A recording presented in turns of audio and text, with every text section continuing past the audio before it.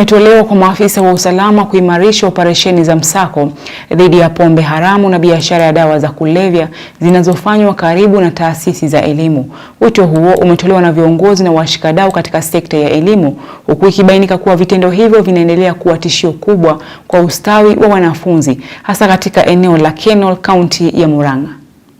We will not allow anybody to interfere with the fight against illicit bruise and second generation liquor. Kuko na very many betting machines. Na wenye hizo betting machines, kuna ila pesa huwa wanakusanya na kuna mwenye huwa wanapelekea hiyo pesa ili wachungwe. Sasa mimi nimetangaza hapa, hata rais ameongea hiyo maneno ya betting. Muhakikishe mumepigana na wale watu wako na hizo betting machines. Maneno ya dawa ya kulevya within hours iko nyingi sana. Ndio tulinde hao watoto wasiingie katika madawa. Wazazi, make sure that mtoto wako analala wapi, anaenda wapi, mtana anashinda wapi.